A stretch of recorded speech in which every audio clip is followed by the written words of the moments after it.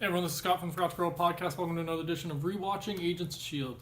Today I'm talking about Season 2, Episode 10, What They Become. I'm just going to be starting off with the plot summary, and then I'm just going to be talking about my general thoughts and some foreshadowing and Easter eggs I noticed in this episode, guys. So let's just start off with that plot summary, which says, May evades Hydra's attempt to shoot down the bus.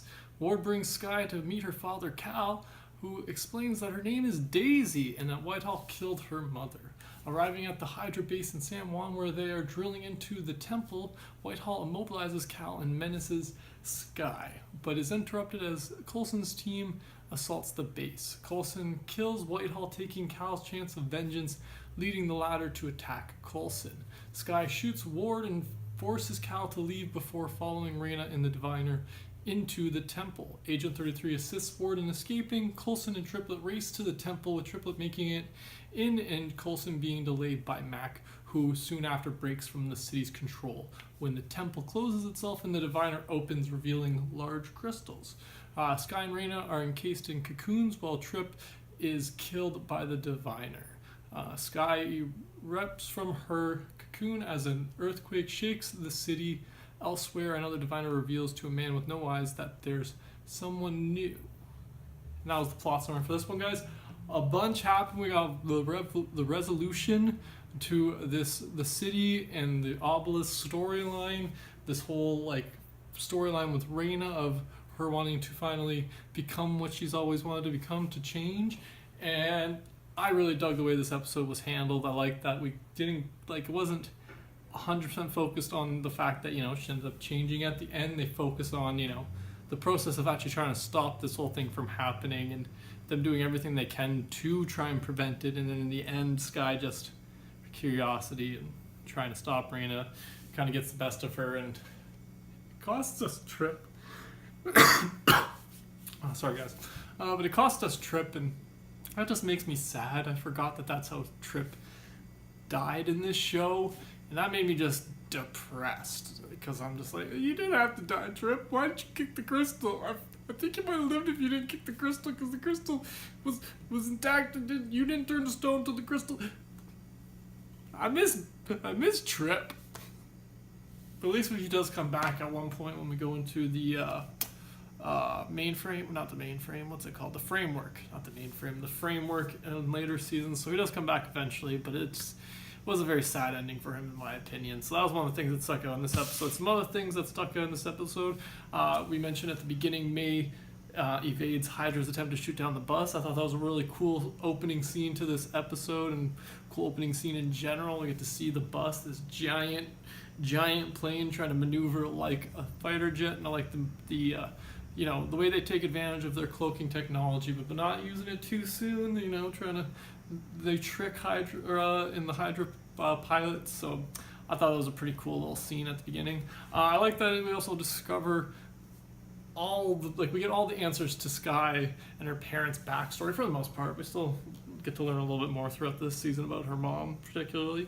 But we learn, her name's Daisy. It's not Skye, it's Daisy. And this part always kind of confused me in the show, because I'm like, I gotta keep track of more names. But I thought it's an interesting dynamic, because obviously, if she was given away, they wouldn't have known her real name, and her parents would have called her something. So it's, it's a nice little thing that we got that in this episode. We have been hinting to it a few times throughout this season with Cal, being like, that's not her name. And now we know what it is. It's Daisy. So yeah, a couple other things I liked about this episode.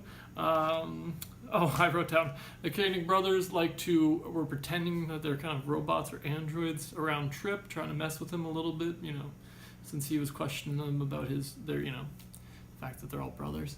So I liked that little thing. I thought that was a cool little thing. Skye can touch the obelisk and then uses it on a Hydra agent, which was just like, oh, that's cold. They kill a lot of people in this episode, and I get they're Hydra, but they're also supposed to be the good guys. Why weren't they just icing your people? I get it, they're still bad guys that are trying to kill them, but at the same time, come on, guys, you're supposed to be better than them. Why are you killing so many people? It's just so weird. What else have I written down? Whitehall knows that it's Skye and her parents, that Cal's her dad, and that her mother was the one with this with the ability that he had taken. So I thought that was an interesting little fact. I forgot that he made that connection at any point. So that was interesting to learn in this episode that he knows they're all related, Cal, the mom, and Sky, and he was planning to try and find out what's special about Sky. So I'm kind of glad he finally got shot. I really enjoy kind of that being the continued tension between Coulson and Cal now, because Cal's just like, you took my vengeance, Coulson, and he's just, clearly this is just like another reason for him to be mad at Coulson, but I kind of just enjoyed the way they went about it, because he just walks up, he shoots the guy, shoots Whitehall, and Cal just immediately just like, no, you took her, that's all I've been thinking about doing for years. So I could see both their sides, so I just enjoyed the way that played out.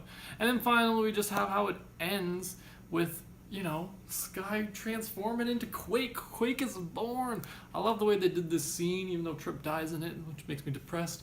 I still really enjoyed the way they, set it up. You see, like, especially when you first watch this, like, obviously this is my rewatch, but when you first kind of watch it, you're just like, wait, what? You don't know that she's in a cocoon. You're just like, did she just get turned to stone? I thought they were supposed to be special. And then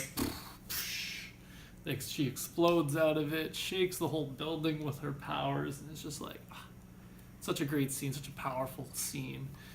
And, her discovering her powers, you watch Trip's, stone body kind of turn to just little mini stones, and so to dust, that was the word I was looking for.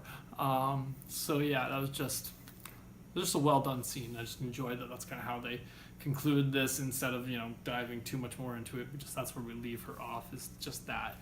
And then we see at the very end the second diviner with the man with the no eyes. I forget that guy's name. I know he's a big part in this next half of the season.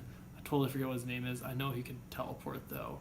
But yeah, he'll be involved in a bunch of these upcoming episodes I'll be talking about. But it was cool that I like that that's how they ended this episode off. I thinking, if I'm remembering correctly, that this was like the hiatus break, and there was a few months in between this episode and the next one when it was originally on TV.